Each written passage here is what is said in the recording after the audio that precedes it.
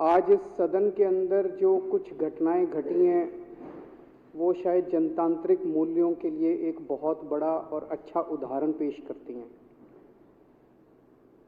विपक्ष के लोगों ने अविश्वास प्रस्ताव पेश किया।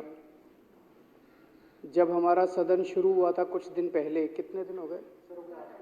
8 दिन हो गए। 8 दिन पहले जब शुरू हुआ था उसी दिन इन्होंने मीडिया में अनाउंस कर दिया था कि हम नो कॉन्फिडेंस मोशन लाएंगे।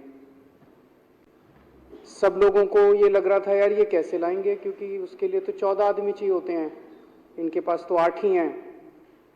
तो एक पत्रकार ने इनसे पूछा, इन्होंने कहा नहीं नहीं हो गई ये बात,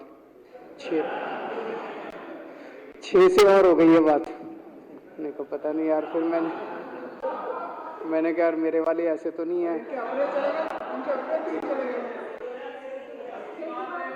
मैंने एक एक से बात करी। बोले जी धमकियां तो बहुत आ रही हैं, ईडी के जैसे मनीष सिसोदिया का हाल करा तुम्हारा भी ऐसा हाल कर देंगे, जैसे जैन साहब का हाल करा, झूठे केस लगा दिए दोनों के ऊपर, झूठे केस लगा के तुमको भी अंदर कर देंगे, किसी को 20 करोड़ किसी को 25 करोड़ पता नहीं क्या क्या दिया लालच। तो इनको उम्मीद थी 14 हो जाएंगे इनके, लेकिन अध्यक्ष महोदय 14 तो दूर की बात है, एक भी नहीं गया। हमारे टोटल 62 एमएलए हैं। आज मनीष जी और सत्येंद्र जैन हमारे बीच नहीं है। 60 बच गए। 60 में से राजेश गुप्ता, प्रकाश झारवाल और रोहित मेहरोलिया दिल्ली के बाहर गए हुए, 57 बच गए। एक अध्यक्ष महोदय हैं, 56 बच गए। 56 यहाँ मौजूद हैं।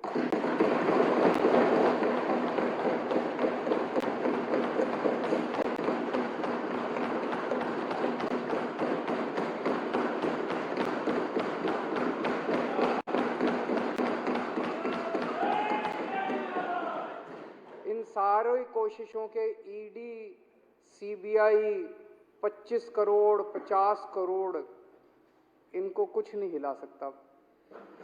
ये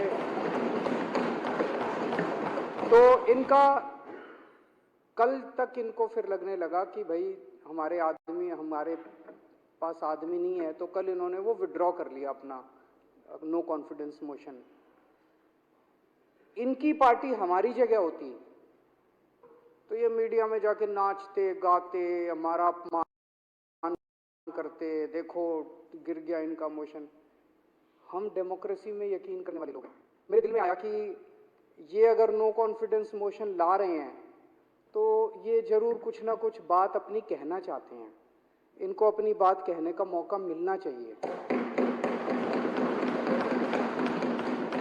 तब मैंने कहा भाई ये नो कॉन्फिडेंस नहीं ला पाए कोई बात नहीं है, तो अपने ही दोस्त अपने ही लोग हैं।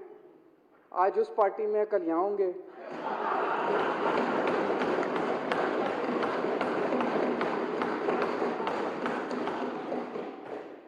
तो आज हम ये कॉन्फिडेंस मोशन इसीलिए लेके आए हैं। पहली बार भारत के अंदर ऐसा है कि नो कॉन्फिडेंस मोशन इनका हार गए, ला ही नहीं पाए, तब भी एक पार्टी ने वॉलंटरली अपनी मर्जी से कॉन्फिडेंस मोशन लेके आए हैं, भाई कहो जो कहना है। तो आज इन्होंने कहा हम कंस्ट्रक्टिव, एक वो दोहा है ना, निंदक नियरे राखिए। तो हम चाहते हैं कि ये हमारा को क्रिटिसाइज करें, हम चाहते हैं कि ये हमारी कमियां निकालें, हम चाहते हैं कि ये हमारी गलतियां निकालें जिससे हम सीख सकें।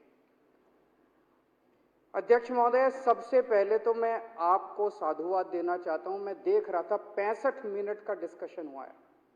65 मिनट में से 35 मिनट विपक्ष को दिए गए हैं, 30 मिनट सत्ता पक्ष को। हमारे 62 एमएलए, इनके 8 एमएलए, पूरे देश के मैंने ट्रांजैक्शन बिजनेस रूल्स जो भी हैं विधानसभाओं के और पार्लियामेंट के, वो मैंने निकलवा के पढ़े। जितने एमएलए होते हैं प्रोपोर्शन में टाइम मिलता है। टाइम इनको 60 मिनट के हिसाब से, इनके 11% लोग हैं, इसके हिसाब से इनको 7 मिनट बनते थे। 7 की बजाय आपने 35 मिनट दिए इनको, 5 गुना। और मैं सारा बैठ के लिख रहा था ये क्या कह रहे हैं। मैं कह रहा हूं अभी 2025 तो छोड़ो, 2050 का चुनाव भी दिल्ली में नहीं जीत पाओगे, यही हाल रहा है। देखिए, केवल क्रिटिसाइज करने के पॉइंट ऑफ व्यू से क्रिटिसाइज करना अच्छी बात नहीं है। कुछ ढंग की बात तो करो, कुछ जनता की बात तो करो। कुछ केवल गाली गलोच, ये केजरीवाल ने ये नहीं किया, ये नहीं किया, ऐसे नहीं किया, वैसे नहीं किया। यार जनता के ढंग की बात करो, अच्छी बात करो।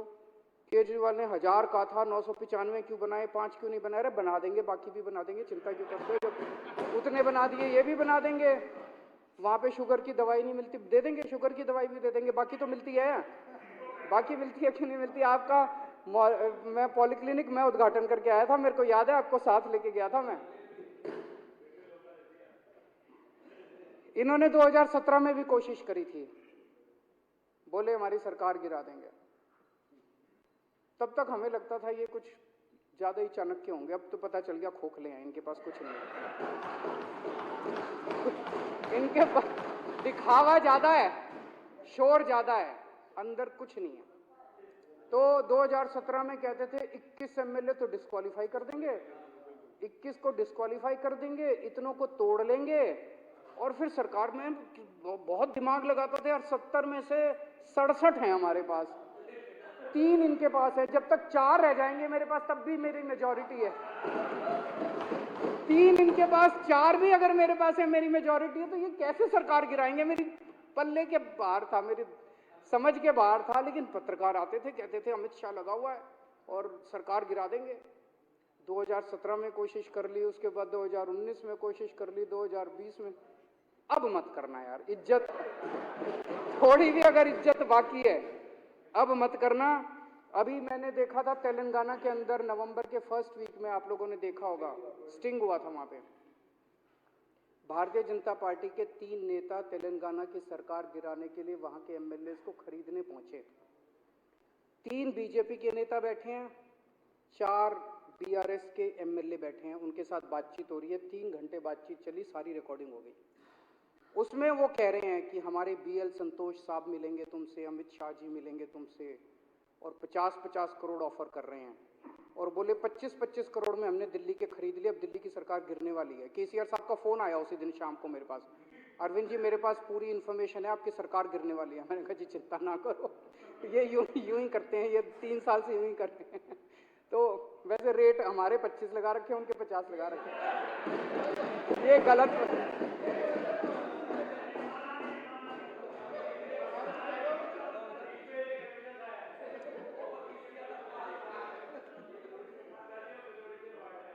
अब कोशिश मत करना, इसके बाद थोड़ी सी भी शर्म हया बची है तो अब कोशिश मत करना। ये आम आदमी पार्टी है, हम भगत सिंह के चेले हैं, फांसी पे चढ़ जाते हैं, ऐसे नहीं बिकते। फांसी पे चढ़ना मंजूर है, देश के साथ गद्दारी नहीं करेंगे। सबसे पहले तो मैं इनको सबको बधाई देना चाहता हूं। ये एक एक हीरा है हमारा। इनको किसी को, कोई दुनिया की ताकत इनको नहीं तोड़ सकती। ये चले थे, आज तो चलो ये सरकार गिराने नहीं, 14 के लिए चले थे, 14 भी क्या, एक भी नहीं बिका, एक भी नहीं टूटा। तो डरोगे तो नहीं ना?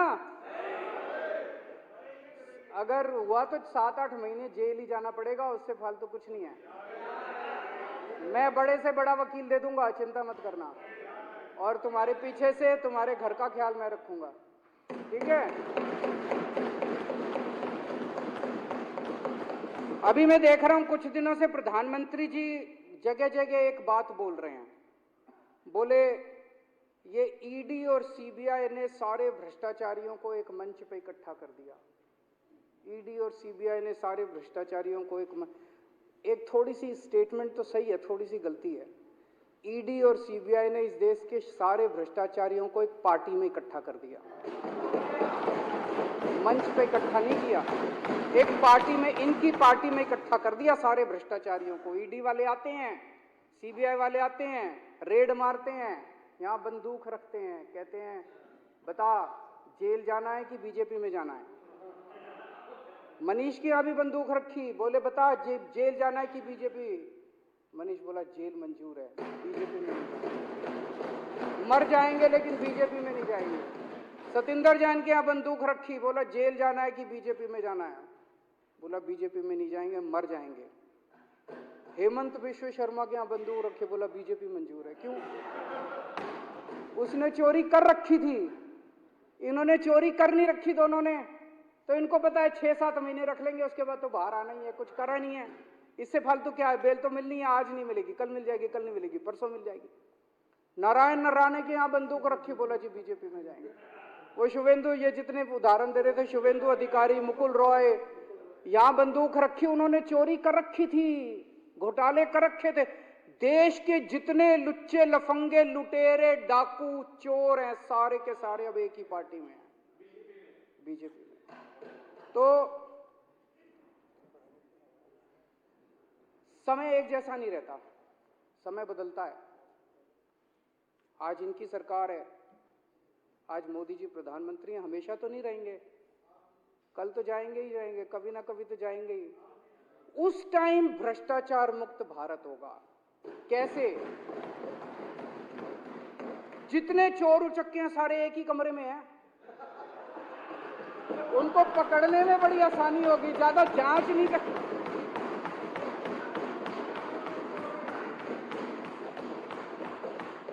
सारों को ईडी सीबीआई दिखा के सारे देश के लुटेरों को इन्होंने अपनी पार्टी में इकट्ठा कर लिया।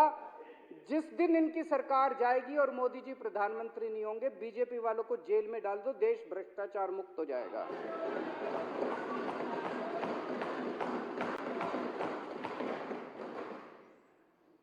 अध्यक्ष महोदय,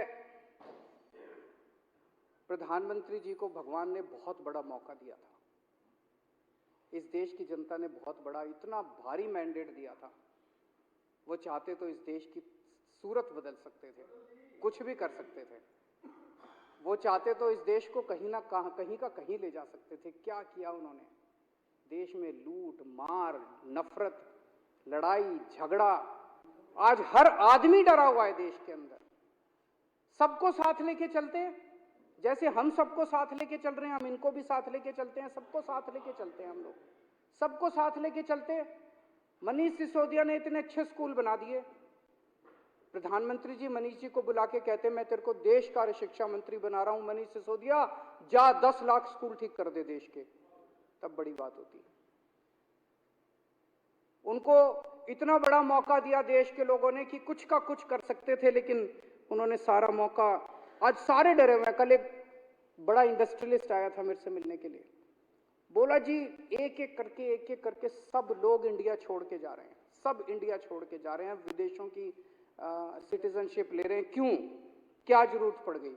बोले कभी ईडी, कभी सीबीआई, कभी इनकम टैक्स, कभी फलाना, कभी ढिमका, ऐसा डरा रखा है, सब लोगों को इन्होंने डरा रखा है, किसी को काम नहीं करने देते, ना खुद काम करते, ना किसी को काम करने देते, किसी को जीने नहीं देते, सब लोगों को डरा के रखते हैं। ये भी डरे पड़े हैं, ऐसा नहीं कि ये 2 को छोड़ के बाकी सारी बीजेपी भी डरी पड़ी है, बाकी सबका इनका भी यही हाल है।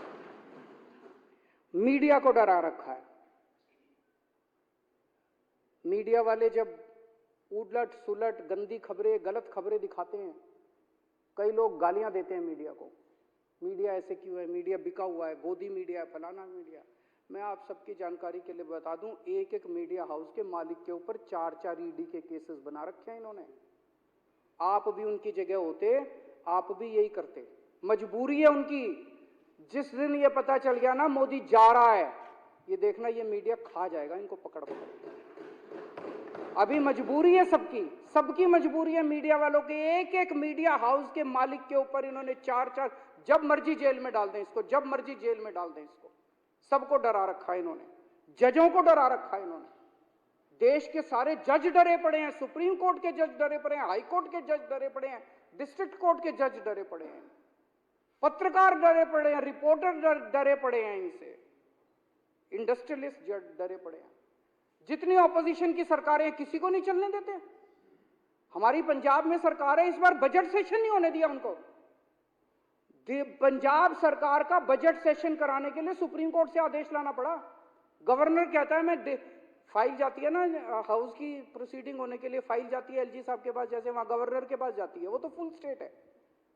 गवर्नर फाइल लेके बैठ गए, एक दिन भगवंत मान जी ने कोई चिट्ठी लिख दी थी गवर्नर साहब को, गवर्नर साहब को वो चिट्ठी पसंद नहीं आई, बोले मैं फाइल नहीं साइन करूंगा, बजट सेशन नहीं होगा। ये तो हद हो गई यार, बजट सेशन नहीं होगा, ये क्या बात हुई? सुप्रीम कोर्ट में भगवंत मान को जाना पड़ा, सुप्रीम कोर्ट में आदेश लेके आए। अभी तेलंगाना सरकार सुप्रीम कोर्ट गई हुई है, बता रहे 12 बिल के ऊपर 6 महीने से गवर्नर बैठा साइन नहीं कर रहा, किसी ऑपोजिशन की सरकार को काम नहीं करने देते। ये क्या कर रहे हैं? ऐसे देश तरक्की करेगा? भगवान ने बहुत बड़ा मौका दिया था, लेकिन उन्होंने पूरा मौका गवा दिया। मेरी अंत में